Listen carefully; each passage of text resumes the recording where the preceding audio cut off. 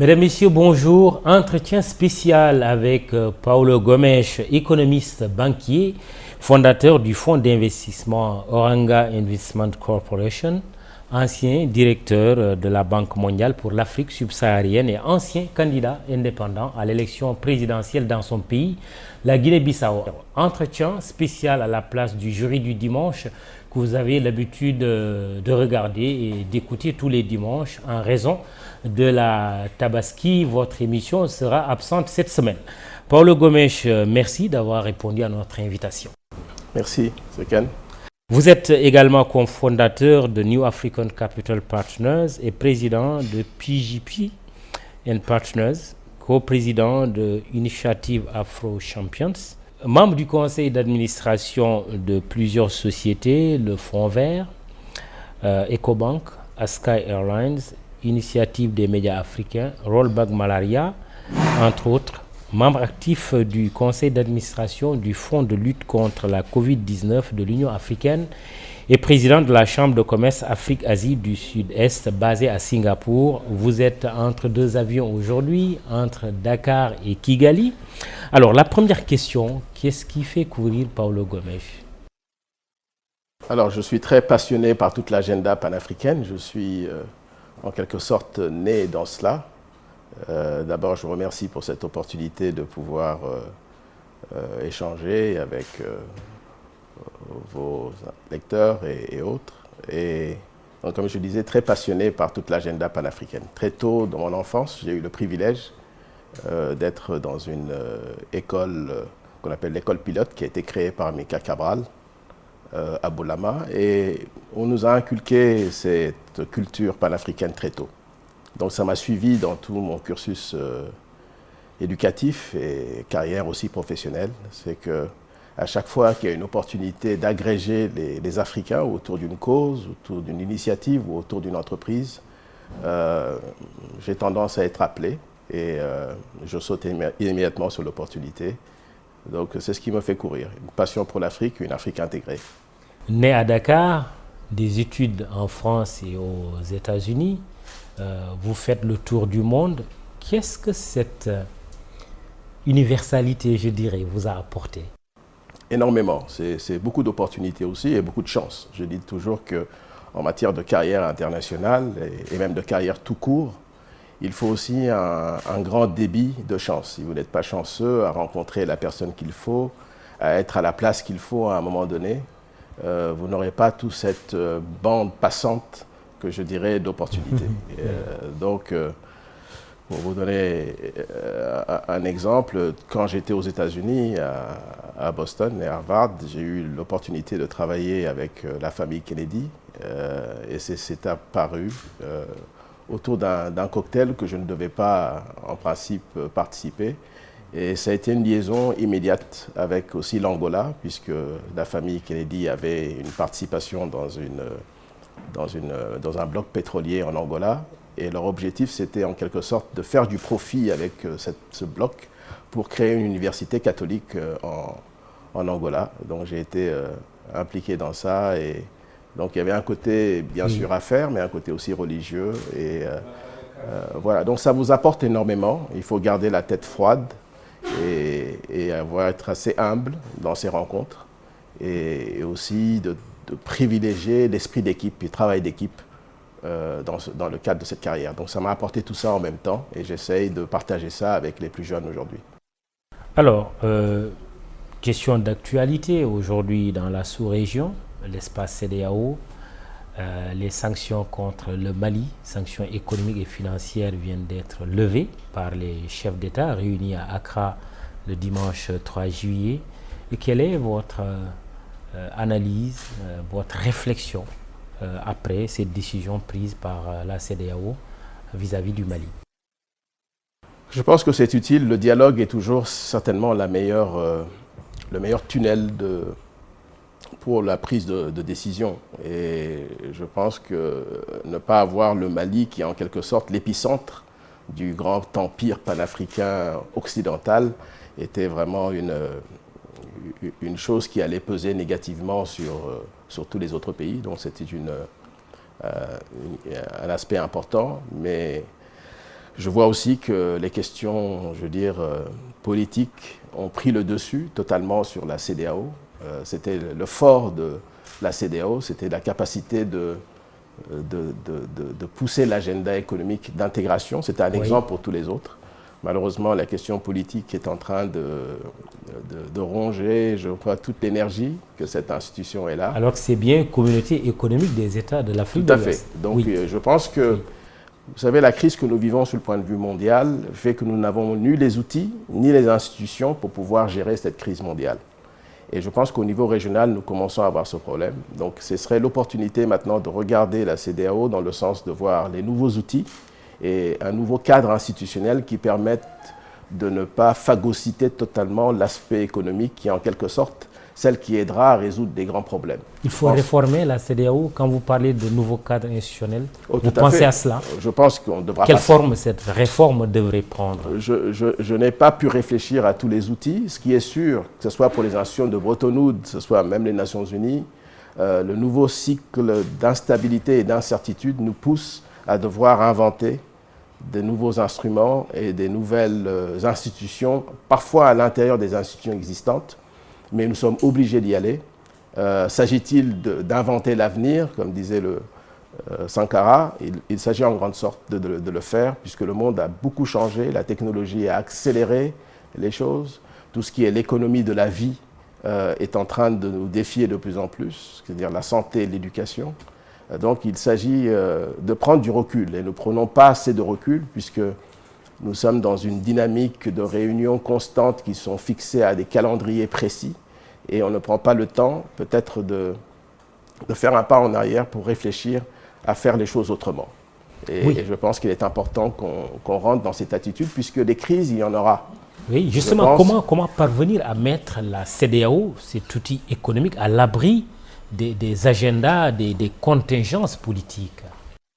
Parfois, vous pouvez le faire en créant des spots d'innovation à l'intérieur d'une organisation pour pouvoir, je dirais, protéger un nombre de personnes et d'individus et peut-être même de dirigeants pour qu'ils puissent être dans une dynamique de réflexion qui ne soit pas complètement happée par l'actualité ou les crises, puisqu'il s'agit pour la CEDEAO maintenant d'apprendre à gérer les crises. Nous devons créer des instruments à l'intérieur, puisque nous savons qu'il y aura des crises. Soit-elles sanitaires, soit-elles politiques, des coups d'État et autres, les problèmes d'inégalité, parce que nous sommes dans une société aussi où il y a beaucoup plus de riches qui ont beaucoup plus de moyens que les pauvres. Donc il y a question d'équilibrage des revenus au sein de nos sociétés. Donc il faut en tout cas avoir des instruments nouveaux de gestion des crises. Et c'est là que ce sera la force d'un continent qui a plus d'1 milliard et quelques de personnes et qui est très résilient. La crise Covid nous a montré que nous avons une capacité de pouvoir gérer des crises. Mais il faut que nous puissions répliquer cet état d'esprit et cette organisation au sein de la plupart de nos organisations. Donc réforme indispensable, y compris dans nos propres pays aussi d'ailleurs. Ces sanctions économiques et financières étaient-elles utiles avec le recul? Parce qu'on peut avoir l'impression d'avoir perdu du temps et d'avoir ralenti quelque part le développement économique, non seulement du Mali, mais je dirais même de beaucoup de pays qui sont membres de la CEDEAO. Non, ça veut dire que les sanctions ne doivent pas être en majorité économique, puisque ce n'est pas celles en fait qui, à la limite, font mal à ceux qu'on veut sanctionner. Et on finit par certainement toucher à ceux qui, malheureusement, ne sont pas partie prenante. Les populations. Voilà, donc je pense que c'est et le secteur privé aussi. Voilà, donc je pense que c'est on sort de cet épisode avec des enseignements, des choses à réfléchir. C'est l'opportunité de mettre un peu plus nos chercheurs dans l'élaboration de ces solutions possibles. Puisque quand on tire les conclusions d'un épisode comme celui-là, on a tendance à le faire mariner dans les administrations. Non, je pense qu'il faut aller vers des chercheurs, vers des think tanks au niveau de nos universités, parce que c'est eux qui peuvent apporter des nuances et peut-être des pratiques qui soient plus réalistes vis-à-vis de nos réalités. C'est toute la question de la démocratie chez nous. Je pense que nous n'avons toujours pas pu trouver les plateformes et et le type de démocratie que nous avons besoin pour nos sociétés. C'est vrai, on a anticipé un peu sur la question que je vais vous poser, la gestion des crises, parce qu'effectivement, on a vu ce qui s'est passé au Mali, en Guinée, au Burkina Faso. On a même vu la Guinée-Bissau, votre pays, qui a encore failli connaître un coup d'État il y a quelques mois. Il y a la CEDEAO, il y a l'UEMOA pour parler de l'Afrique de l'Ouest. Il y a aussi d'autres organisations dans les autres régions du continent. Vous parliez de gestion des crises, mais avant la gestion, il y a même la prévention. Il y a également la résolution. Moi, je suis curieux de savoir le fond de votre pensée pour arriver à une situation beaucoup plus stable. Je pense que pour parler peut-être d'une façon assez imagée, c'est les ingrédients qui nous sont spécifiques qu'on n'arrive pas à utiliser. Cabral disait toujours que notre lutte armée est un acte culturel. Et beaucoup de gens n'arrivaient pas à comprendre pourquoi est-ce que Cabral disait ça alors que nous étions dans le maquis, en utilisant des Kalachnikov et d'autres armes pour pouvoir combattre pour notre libération. Mais voilà un homme qui n'arrêtait pas d'insister sur l'aspect que notre lutte armée de libération est un acte culturel. Je pense qu'il nous manque cette partie de l'équation culturelle et de notre état d'esprit à introduire dans notre recherche de solutions. Nous sommes parfois trop économicistes, peut-être un peu trop basés sur le système institutionnel que nous avons appris ou importé de notre système colonial, et nous restons à tourner en rond. Je pense que tant que nous n'arriverons pas à mettre ces aspects culturels et d'état d'esprit qui nous sont propres en tant qu'Africains, nous aurons du mal à trouver les solutions. Parce que nous voulons rattraper les autres qui nous ont donné ce cadre institutionnel, alors que, comme disait Edwin Sarr, oui, nous n'avons pas besoin de les rattraper. Oui.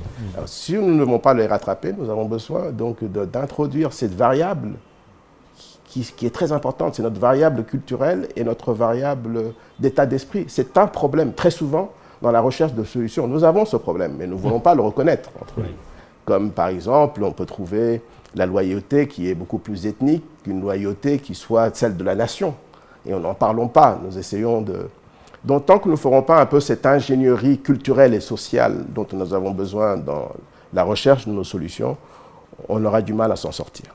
Je rappelle que vous suivez cet entretien spécial avec Paulo Gomes, économiste banquier. Il est à la tête d'une société d'investissement, Oranga Investment Corporation, et il fait le tour du continent et le tour du monde, on le dira ainsi.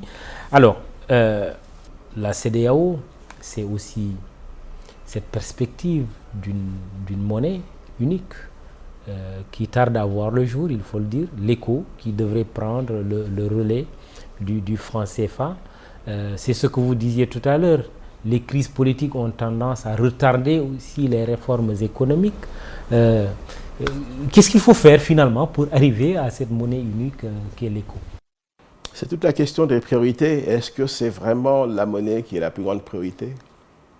Ou est-ce qu'il s'agit du mouvement des biens et des personnes?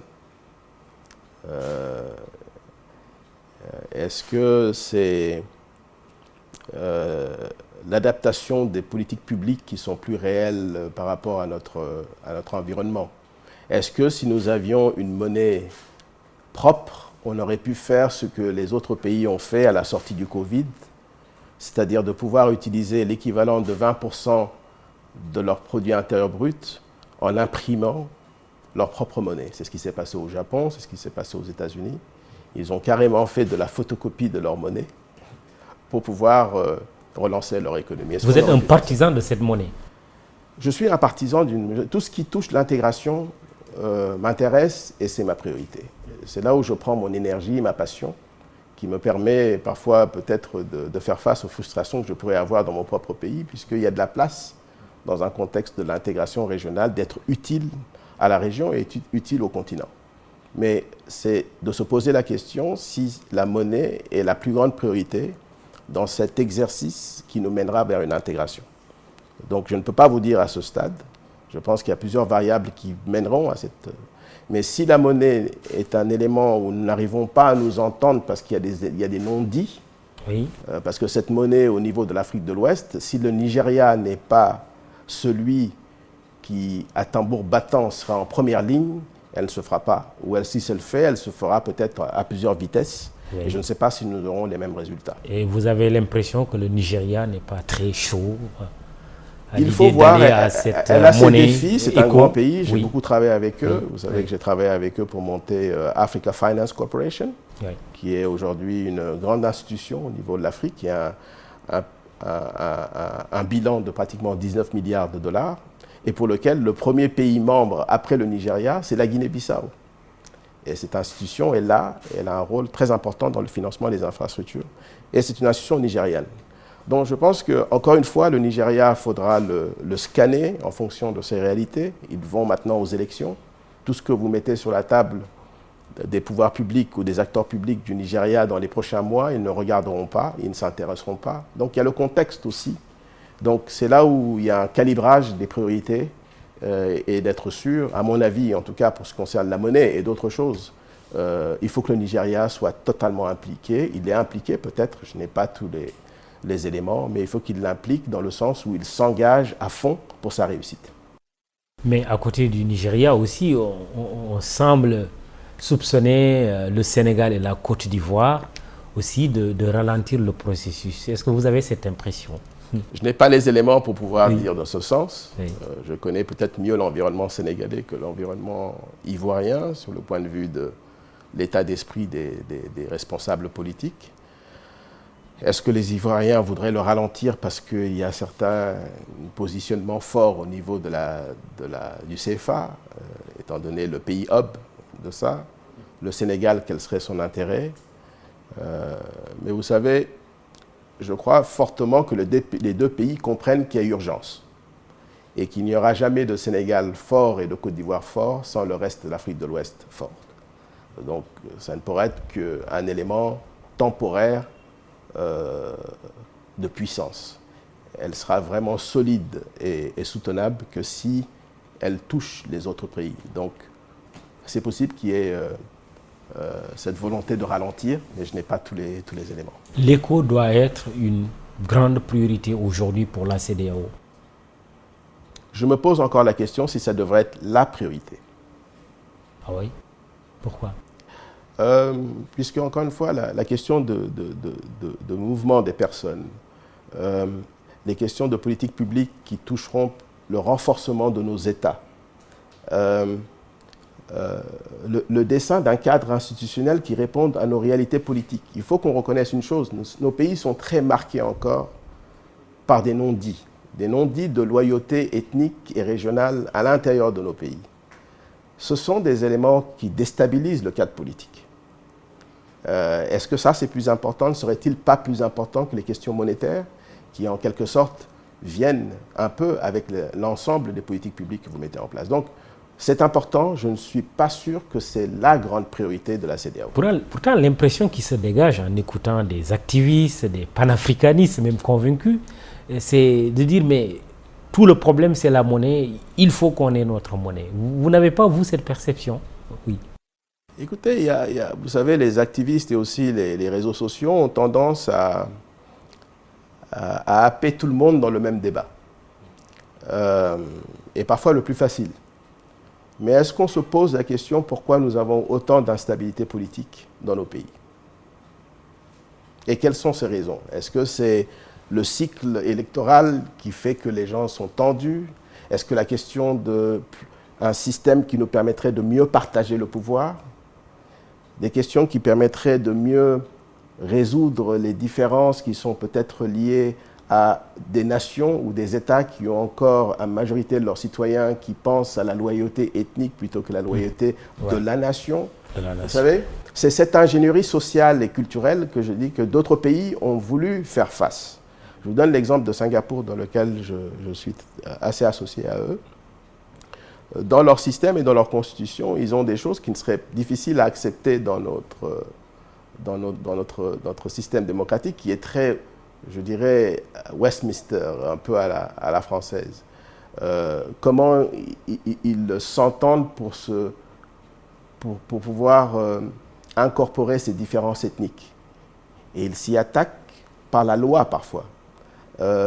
Même des exemples les plus intéressants. Vous savez qu'à Singapour, dans un immeuble, il ne peut pas y avoir, par la loi, une ethnie qui soit majoritaire dans l'immeuble parce qu'il y avait une tendance pendant longtemps dans les immeubles que les ethnies se regroupent en fonction de leur appartenance. Oui, tout à fait. Voilà. C'est un réflexe naturel. Naturel. Oui. Et ben, ils ont légiféré là-dessus.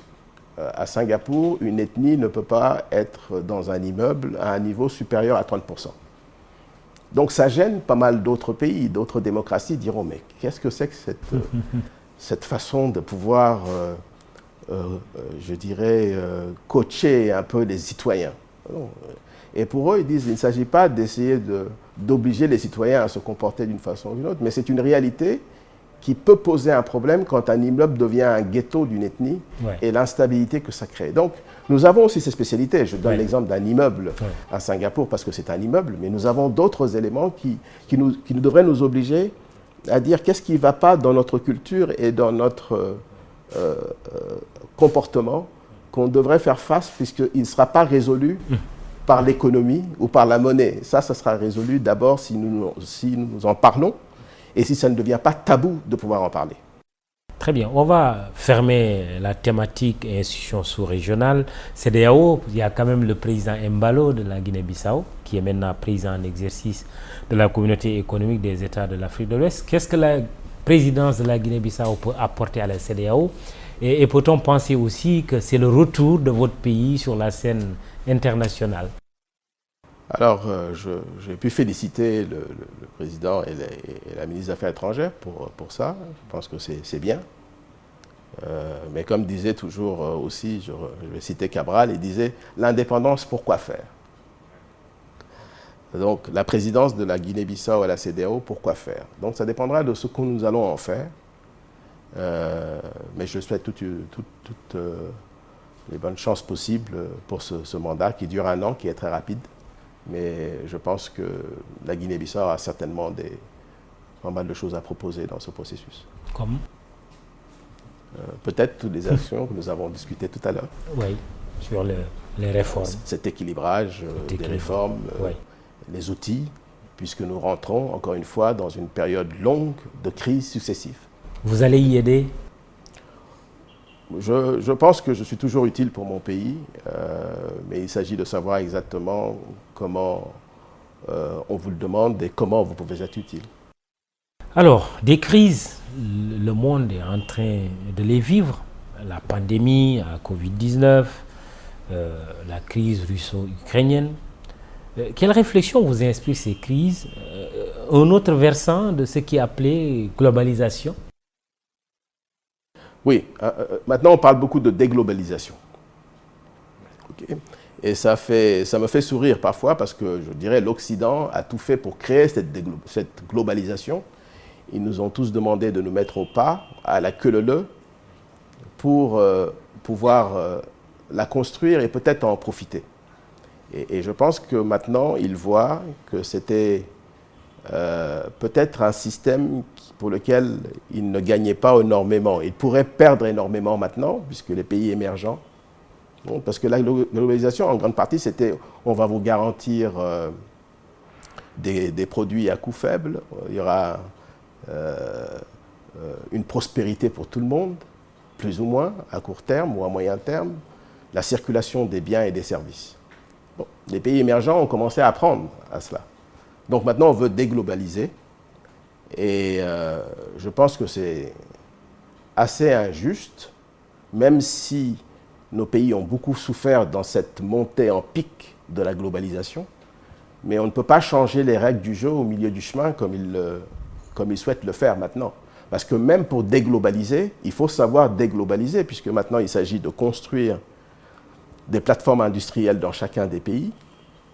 Nous, pour que nous puissions les construire, nous aurions besoin d'utiliser beaucoup de pétrole et de gaz. Et ils nous disent non, vous ne pouvez pas utiliser le pétrole et le gaz pour cette plateforme d'industrialisation. Alors que nous sommes sous pression. Nous avons quand même plus d'1 milliard de jeunes. Et ces jeunes sont pressés, sous le point de vue de l'emploi. Et il nous faut pratiquement plus de 18 millions d'emplois à créer chaque année. Donc, je pense que l'Occident ne sait pas comment déglobaliser. Et cette déglobalisation, parce qu'on ne sait pas comment la faire, va créer beaucoup d'incertitudes qui vont se manifester par des tensions d'ordre politique et militaire. Et peut-être que aussi la guerre en Ukraine est une des conséquences de ce processus accéléré vers la déglobalisation. Oui, justement, avant d'arriver sur le sujet de la déglobalisation, parce que vous avez fait allusion tout à l'heure à la transition énergétique aujourd'hui qui fait débat, mais restons sur la globalisation, sous le prisme de ces crises que nous sommes en train de vivre. La pandémie à Covid-19, la crise russo-ukrainienne, vue d'Afrique, quelle réflexion vous inspire ces crises? Alors, elles viennent à la suite de certains événements. Elles viennent à la suite du Covid, de la Covid, où, je peux dire, on nous a pratiquement abandonnés. En plein vol, comme disait l'autre. Sans parachute. Donc, ça devrait être une leçon pour nous que s'il y a une autre crise, on pourra nous abandonner à nouveau. Ça devrait nous obliger à réfléchir sur comment on s'en sort sans fermer les portes, puisque nous sommes encore dans un monde ouvert, même si on peut l'appeler différemment, mais que vous pouvez compter que sur vous-même. Et ça, c'est très important. Alors, avons-nous mis les instruments et le cadre organisationnel pour qu'on puisse compter que sur nous-mêmes? Je pense que pas suffisamment. Je fais partie du conseil d'administration du Fonds pour la lutte contre la Covid.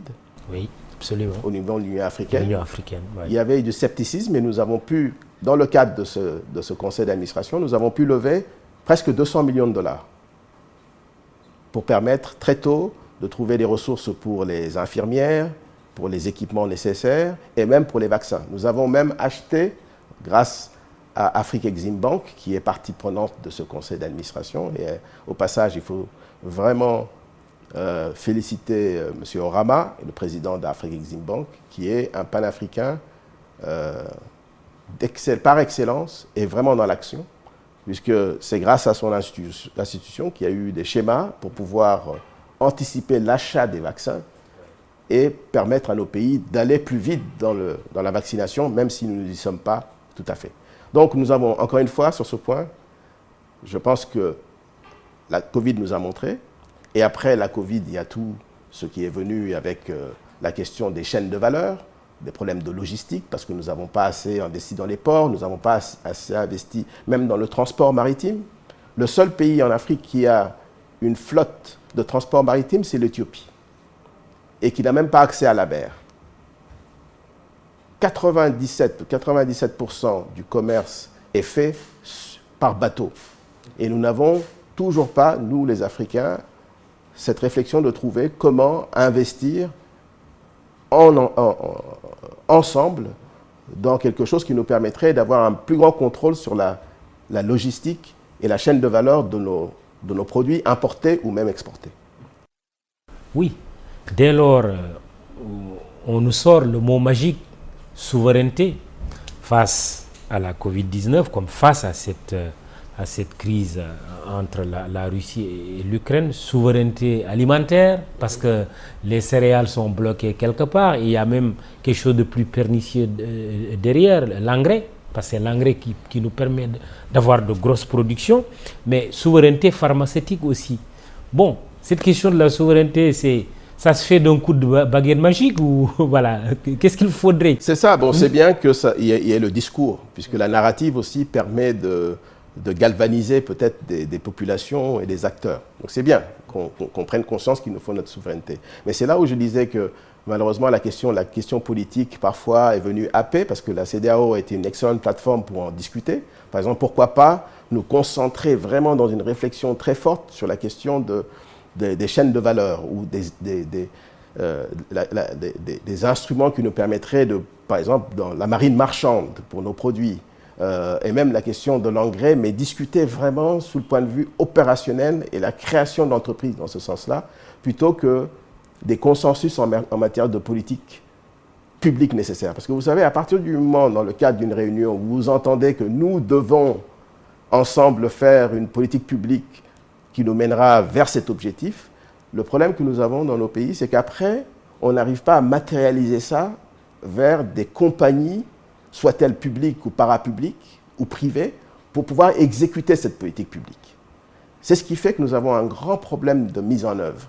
Parce que cette mise en œuvre, elle se fait en grande partie, elle se fera dans le cadre d'un partenariat public-privé de création d'entreprises dans cette matière.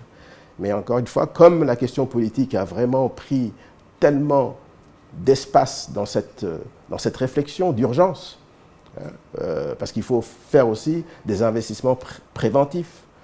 Quand vous faites une caserne de sapeurs-pompiers, vous ne le faites pas parce que vous avez le feu quelque part. Vous créez une caserne, vous formez des pompiers parce que vous voulez être prêt en cas d'incendie. Comme il ne faut pas attendre d'avoir faim ou d'avoir soif pour penser à produire de quoi manger ou de quoi se désaltérer. Oui, mais le constat, il est là. Mais Paulo Gomes, moi j'ai envie de vous demander, mais la solution? Écoutez, la solution, c'est un ensemble d'idées qui existent, mais ces idées sont théoriques. Vous voyez, encore une fois, quand je donne l'exemple pour ces questions de la caserne de sapeurs-pompiers, si vous investissez 10 milliards ou 5 milliards dans une caserne et formez des pompiers, quelqu'un va vous dire, mais pourquoi vous vous précipitez à mettre tant d'argent pour créer cette caserne ou former ces pompiers, puisqu'il n'y a pas le feu? Et vous le faites parce qu'il y aura le feu. La question, c'est quand. Mais il y aura le feu. Donc, cet argument de 10 milliards investis pour créer une entité pour former des pompiers ou pour avoir des pompiers est un investissement qui n'a pas l'air productif à ce moment-là, dans le sens de son utilité, mais elle est indispensable. Donc la même chose, il y a des institutions qu'on devra créer. Et les gens vont être critiques. Je veux revenir sur l'exemple quand j'ai été impliqué avec les Nigérians à créer Africa Finance Corporation. Nous étions que 2-3 personnes à travailler sur ça, que le président Obasanjo nous avait demandé de le faire. Et les gens avaient été extrêmement critiques parce qu'ils disaient « vous êtes en train de rêver à créer une espèce de banque mondiale privée, AFC ». Et on a dit non, on essaie de mettre des acteurs ensemble pour créer une institution qui va financer le développement. Et je vous disais, la Guinée-Bissau est un des premiers pays membres avec le Nigeria. Aujourd'hui, c'est une institution de 19 milliards de dollars de bilan. Donc il faudra qu'on crée des institutions. Parfois, les gens seront critiques, mais à partir du moment où nous mettons une gouvernance dans la gestion de ces organisations, je pense qu'elles auront toujours leur utilité. Concrètement, comment arriver à une souveraineté alimentaire de l'Afrique? Qu'est-ce que nous mangeons, nous, ici, dans cette sous-région? Au Sénégal, la Gambie, nous mangeons énormément de riz. Nous savons. Je suis assez proche des pays d'Asie du Sud-Est, mais ce serait dangereux de continuer à avoir notre cuisine, pour parler d'une façon brute, en Thaïlande ou en Inde, en Asie du Sud-Est. Donc, est-ce qu'on ne peut pas être autosuffisant en riz en Afrique de l'Ouest? Et je peux vous dire que nous pouvons être autosuffisants.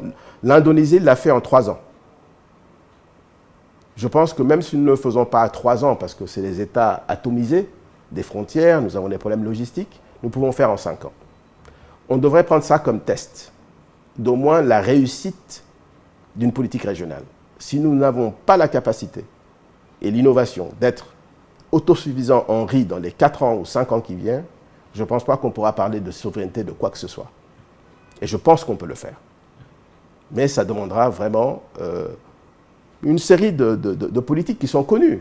Je pense que nous n'aurons pas besoin d'inventer la roue. Mais il faut un engagement politique très fort avec des acteurs et des institutions et un système financier à mettre.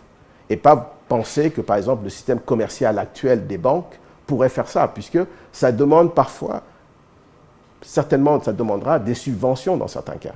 Mais à partir du moment où ce sont des subventions qui sont reconnues et acceptées par tous, je pense que ça nous permettra d'y arriver.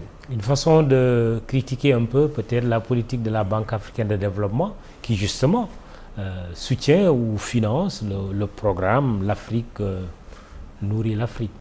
Oui, c'est un bon programme, mais toutes les réalités se passent très souvent localement. Donc, elle a de bonnes intentions au niveau du responsable de cette organisation, qui est M. Adesina, qui est un panafricain. Mais il y a des contraintes à l'intérieur de son organisation que je pense ne lui permettront pas d'aller si vite en la matière. Donc il faut que le relais soit pris au niveau des pays. Des contraintes liées? Oh, bon, j'ai eu mes critiques dans le passé par rapport à certaines des contraintes. Oui. Je pense que les autres membres de cette institution, vous savez, M. Babacar Ndiaye, qui était un Sénégalais qui a eu aussi beaucoup d'influence d'organisation, avait vu. Vous savez, quand vous mettez trop de conditions à l'intérieur d'une organisation, vous finissez par l'endormir. Et elle perd toute son agilité. Et je pense que très souvent, ceux qui ne sont pas membres, parfois certains des pays non africains de l'organisation oublient que nous avons nos priorités et nous avons notre rythmique. Et ce sont ces contraintes que très souvent empêchent, même si la volonté y est au niveau du top, mais qu'elle puisse s'exécuter en réalité au niveau de nos pays. Il y a aussi que de plus en plus de fonds s'installent en Afrique. Quels signaux envoie-t-il au continent où la dette paralyse encore les efforts, pour donner cet exemple, les efforts de relance économique? Vous parlez des fonds, des différents fonds privés? Oui. Alors, c'est vrai que quand vous finissez par avoir tout un chapelet de fonds qui parfois se marchent sur les pieds, ça ne devient pas très opérationnel. Mais il s'agit pour pas mal de nos pays, de bien sélectionner quels fonds vous voulez interagir avec, puisqu'elles viennent aussi avec des conditions qui sont liées aux ressources de ceux qui ont apporté des ressources au niveau de ce fonds. Donc il y a beaucoup de fonds, je ne pense pas que c'est une mauvaise chose, mais parfois ça fait un peu confusion, tout ce chapelet de fonds par rapport aux objectifs et aussi aux instruments qu'ils mettent en place. Oui, il y a les fonds, leur pluralité, comme on dit, abondance de biens ne nuit pas, mais pourvu qu'on sache comment les utiliser, justement les demandes pertinentes. Quelles sont les demandes d'investissement les plus pertinentes? Est-ce dans l'énergie, la transition énergétique? Est-ce dans les infrastructures?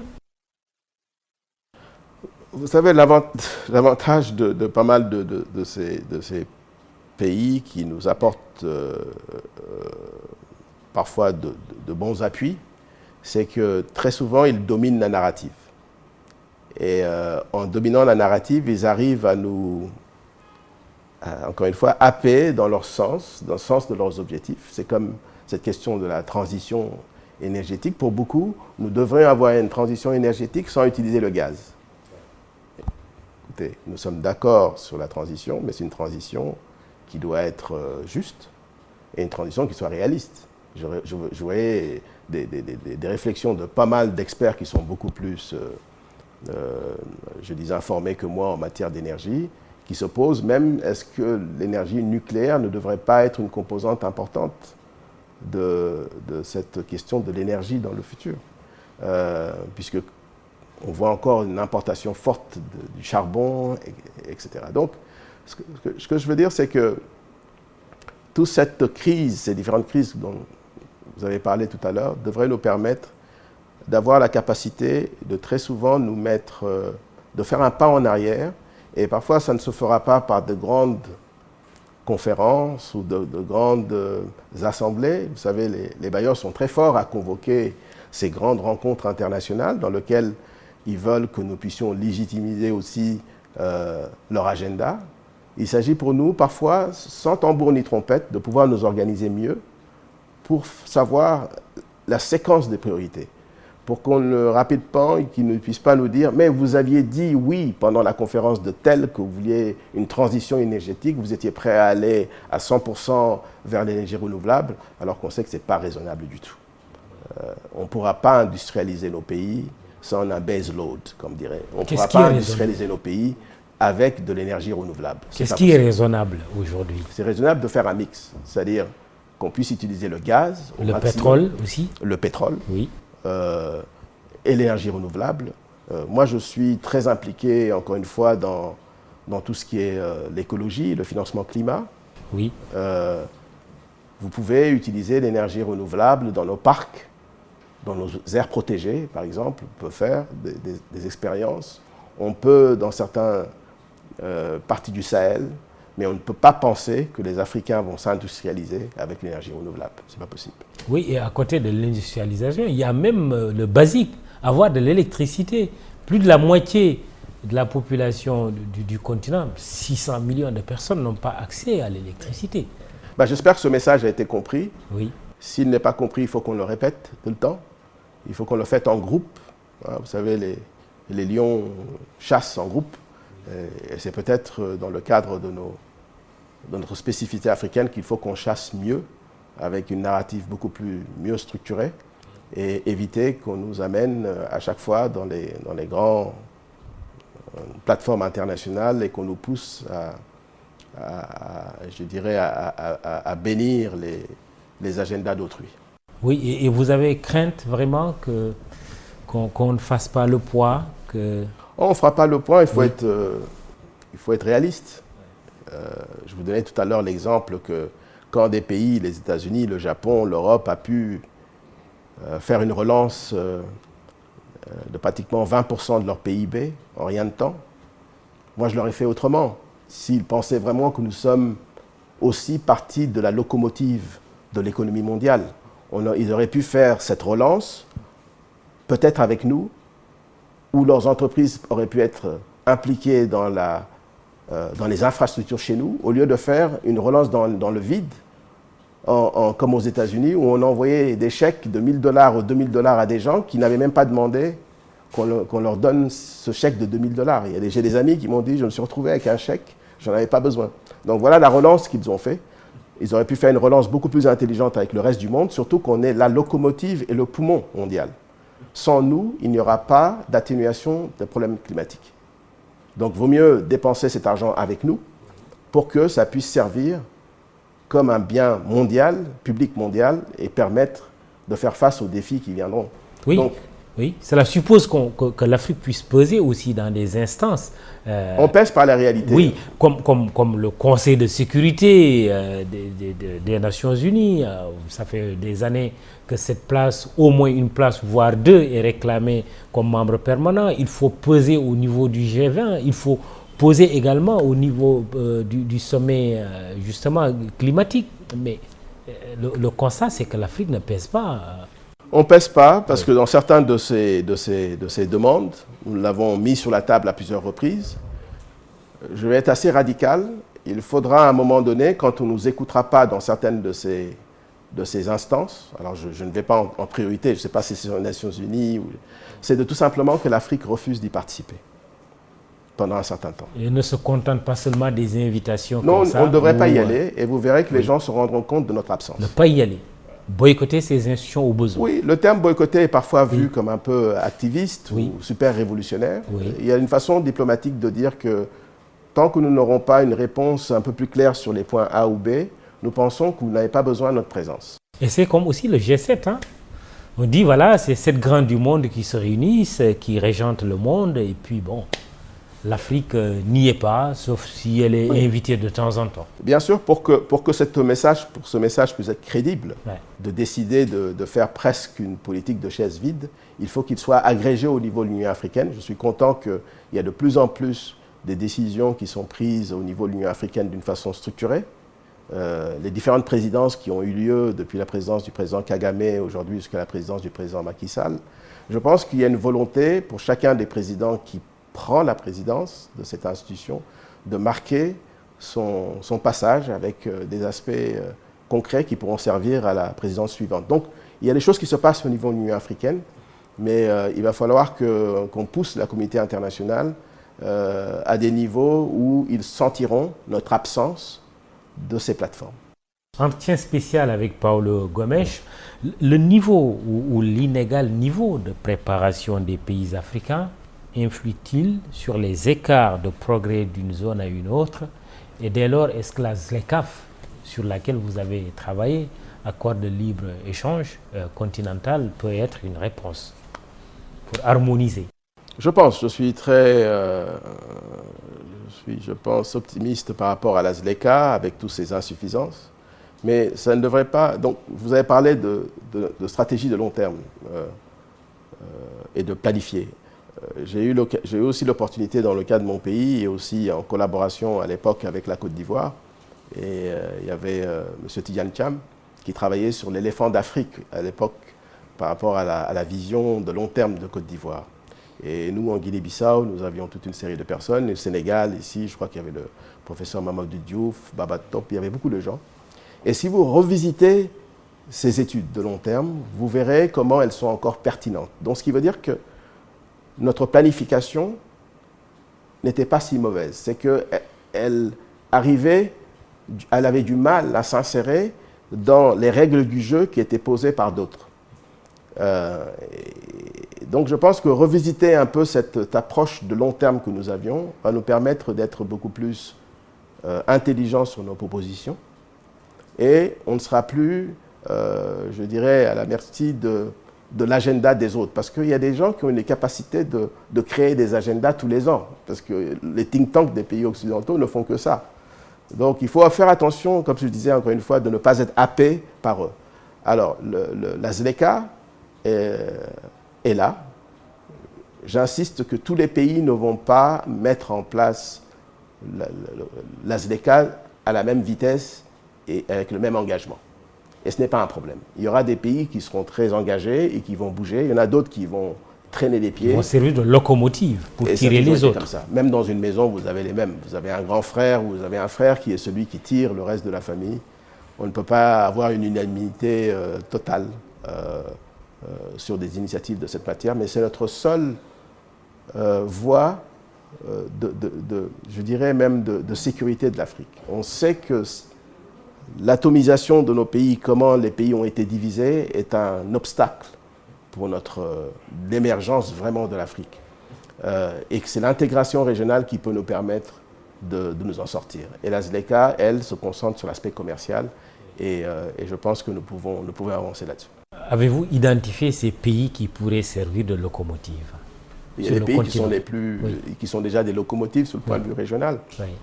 Si le Nigeria, le Sénégal et la Côte d'Ivoire, le Ghana ne s'y mettent pas sérieusement, les autres ont du mal. Ça, c'est pour l'Afrique de l'Ouest. Et la même chose ailleurs. L'Afrique du Sud. Et d'autres. Mon pays, c'est 1 800 000 habitants. Sur le point de vue du marché, ce n'est pas un grand marché. Oui. Donc les locomotives sont les locomotives.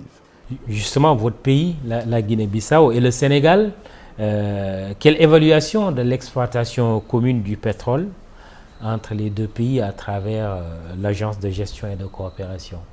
Pour vous dire la vérité, je n'ai pas les informations sur ça. Oui.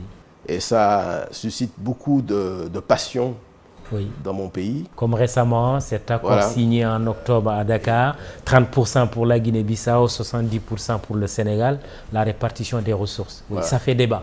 Ça a été rejeté par le Parlement bissau-guinéen. Et ça me gêne énormément que ça entraîne tellement de passion, parce que le Sénégal est à quelques jours ou à quelques mois. Nous sommes très loin de ça. Et nous avons des choses un potentiel qui peut nous permettre d'avancer plus vite. Je ne crois pas que c'est le pétrole qui va changer structurellement la Guinée-Bissau. Nous avons une zone économique exclusive énorme, avec beaucoup de ressources halieutiques. Nous avons des terres qui sont exceptionnelles dues à sa nature du microclimat. Donc, c'est l'agriculture, la pêche et certainement ses ressources humaines, parce que nous avons une diaspora énorme. Vous savez, notre diaspora dans plusieurs pays, même notre diaspora ici, dans le sport et dans d'autres domaines, est une richesse énorme pour nous. Donc, ça m'a toujours gêné que, encore une fois, l'agenda du pétrole vienne occuper toute la réflexion nationale. Et je pense que ça appartient à nos dirigeants de se concentrer sur ce qui est plus important. Mais je n'ai pas les éléments. Je savais que M. Julio Baldé, qui était le représentant, était quelqu'un que je connais bien, très compétent, a certainement plus de connaissances sur ce dossier. Et je pense qu'à l'époque, il avait une bonne capacité de pouvoir expliquer les enjeux de ça. Je ne sais pas maintenant ce qui se passe, mais encore une fois, c'est un débat que je ne suis pas parce que je ne pense pas que c'est la priorité de notre pays en ce moment. Le 50-50 entre le Sénégal et la Mauritanie sur le gaz pourrait être un bon exemple, non? Oui, je pense que j'aurais aimé un 50-50 où nous créons des entreprises ensemble, plutôt que ce soit un 50-50 ou un 70-30 qui est basé sur le volume des ressources. Le Nigeria a beaucoup de ressources, de gaz et de pétrole. Mais dans tout l'univers des compagnies qu'elle a pu créer, il y en a une qui s'appelle Nigeria LNG, qui est une des mieux gérées et qui rapporte énormément pour le Nigeria. C'est une compagnie. Le plus important, c'est la chaîne de valeur. C'est la chaîne de valeur et les compagnies que vous mettez ensemble pour dominer la chaîne de valeur depuis le moment où le pétrole sort jusqu'à quand il est vendu, y compris son transport. C'est là où le 50-50 ou le 70-30 pourrait avoir un sens. Mais si vous n'avez pas créé l'architecture pour ça, vous serez seulement dans une imagination de volume et de quantité qui, à mon avis, ne mènera pas à grand-chose. C'est ce que vous recommandez au Sénégal, qui va être un pays pétrolier et gazier en 2023. Il faut qu'elle domine la chaîne de valeur. Oui. Du pétrole jusqu'à sa vente en Europe. Avec des acteurs, des compagnies.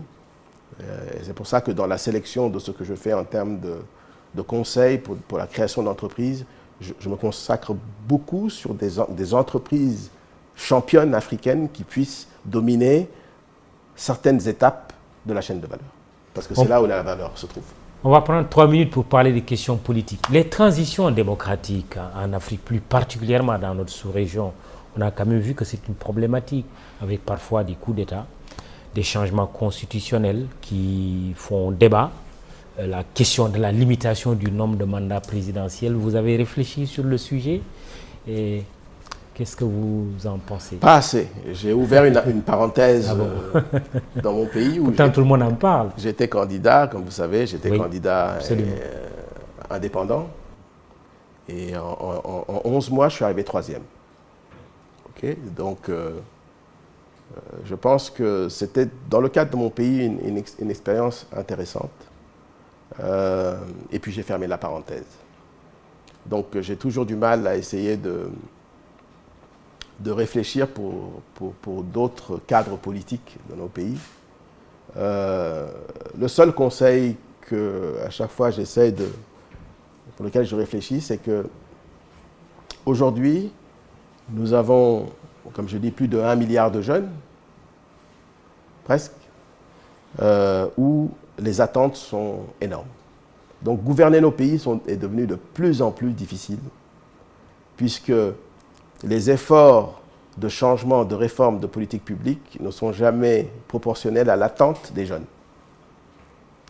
Vous ne pourrez pratiquement jamais, pour un certain moment, tant qu'il n'y a pas des changements de règles dans d'autres pays, mais aussi au niveau régional, pouvoir créer suffisamment d'emplois pour que les jeunes puissent s'accrocher ou s'agréger autour de ces choses-là. Donc, gouverner devient de plus en plus difficile. S'il devient de plus en plus difficile, c'est que aussi, donc, ça demande un certain niveau de partage du pouvoir que peut-être la démarche classique des urnes ne permet pas souvent de pouvoir arbitrer ou d'équilibrer. Donc nous avons besoin, en quelque sorte, de réinventer un peu notre démocratie. Mais comme très souvent la pression vient de l'extérieur aussi de pouvoir nous pousser vers ce cadre qui est celui de l'Occident, nous n'avons toujours pas trouvé celui qui serait le plus adapté à la construction de nos nations. Comment vous équilibrez les questions de loyauté ethnique plutôt que loyauté à l'État ou à la nation. Tous ces aspects-là ne sont pas pris en compte. Donc ça devient difficile de gouverner et nous n'en sortons pas. Vous voyez que de transition en transition, nous avons du mal à nous ajuster. Et ce qui s'est passé, c'est tous ces différents coups d'État, bien qu'il y avait des raisons peut-être internes, mais en grande partie ont été accélérés aussi par les changements au niveau mondial. La crise la Covid a créé des cascades d'autres crises qui parfois ne sont pas totalement générées par nos pays, mais elles en subissent des conséquences. Comme là, la question des prix va affecter beaucoup de pays et aggraver la crise dans beaucoup de pays. Oui, certains pointent aussi la limitation ou la non-limitation du nombre de mandats présidentiels. Est-ce que vous êtes de cet avis? La difficulté de gérer nos pays rend déjà un mandat difficile et compliqué. Vous savez, l'exemple mexicain, je pense, où c'est un mandat de 7 ans non renouvelable. Parce que la réalité de nos pays, la réalité sociologique, fait que je pense au deuxième mandat, dans la plupart de nos pays, les gens sont déjà épuisés, pour plusieurs raisons, où les différents acteurs se sont déjà permis de kidnapper ou de s'agripper vers des sources de pouvoir. Donc je n'y ai pas réfléchi. Je sais que c'est un débat qui est très fort dans la sous-région, mais je n'y ai pas réfléchi. J'ai émis mon point de vue à certains, mais j'essaie toujours de le faire d'une façon le plus privée possible. Pour le cas de la Guinée-Bissau, vous êtes satisfait de la gestion du président Embalo? Alors je pense qu'il est arrivé aussi à un moment où il a eu beaucoup de défis pour un pays comme le nôtre, par sa taille, par son passé historique. Nous avons nos différences sur certaines questions, mais il s'agit là maintenant de notre pays. Un pays important et un pays presque indispensable dans la sous-région. Donc je n'ai pas fait d'analyse de sa performance, mais je pense qu'à chaque fois je pourrais exprimer mon point de vue, je le ferai, et je pense qu'à chaque fois que ce sera utile pour l'avancée de la nation, je pourrai être utile, mais je ne suis plus pour l'instant dans un engagement politique actif au niveau de mon pays. L'ambition présidentielle, c'est une parenthèse qui est définitivement fermée pour Paulo Gomes? Non, je n'ai pas d'ambition pour l'instant pour mon pays, sur le point de vue présidentiel. Encore une fois, mon expérience a montré qu'il y avait de la place pour articuler pas mal de façons de faire de la politique. Arriver, encore une fois, troisième en 10 mois avec un mouvement politique a montré qu'il y a, en tout cas pour la Guinée-Bissau, je ne dis pas pour d'autres pays, une façon de faire de la politique qui est possible. Et je pense que beaucoup d'acteurs pourront s'en inspirer pour que notre pays avance dans la voie de la démocratisation et surtout le développement économique. Et votre source d'inspiration, c'est Amilcar Cabral, dont l'anniversaire de la disparition est prévu en septembre, le 12 septembre, n'est-ce pas? Alors oui, je pense que nous avons pas pu, nous continuons à avoir du mal à nous inspirer d'Amilcar Cabral, qui à mon avis, et c'est Mandela qui le dit avant sa mort et d'autres dirigeants africains, que c'était peut-être l'un des meilleurs et les plus grands penseurs de la lutte de libération des pays africains. En ce moment, nous travaillons avec Flora Gomez, qui est un de nos cinéastes, qui est très connu, à faire un documentaire le plus complet sur Amilcar Cabral. Nous avons déjà depuis 5 ans pu interviewer tous ses camarades. Malheureusement, beaucoup ont décédé depuis. Donc nous allons sortir le documentaire le plus complet sur Amilcar Cabral. Ça n'a pas été facile, nous avons encore beaucoup d'éléments d'archives. Vous savez, Cabral venait ici, à Dakar, le Sénégal, le président Senghor nous avait donné une résidence à côté de la grande mosquée. Il y a des gens encore au Sénégal qui ont des informations sur Cabral, qui l'ont connu. Donc nous avons encore cette étape à faire au Sénégal. Le professeur Mokhtar Mbow, qui a énormément d'informations sur Amilcar Cabral, et ce sont des personnes que nous devrions encore interviewer pour pouvoir sortir ce documentaire. Mais c'est ma source d'inspiration. Et j'aimerais que ce soit aussi pour la génération à venir. Et Immédiat se fera le plaisir de diffuser ce documentaire, si nous en avons l'opportunité, bien sûr. Ah ben, merci beaucoup. Merci. Paulo Gomes, merci pour cet entretien spécial. C'était donc Paulo Gomes. Il est économiste, banquier et président de la société d'investissement Oranga Investment Corporation. Il est très passionné par l'Afrique, par les questions économiques, les crises, avec également des propositions de solutions. Merci Mahmoud Ibra Kane pour vous présenter cet entretien spécial. Réalisation technique Babacar Ndiaye, Sidignan Iba Marsen, à la photo Abdoulaye Silla. Merci, à très bientôt.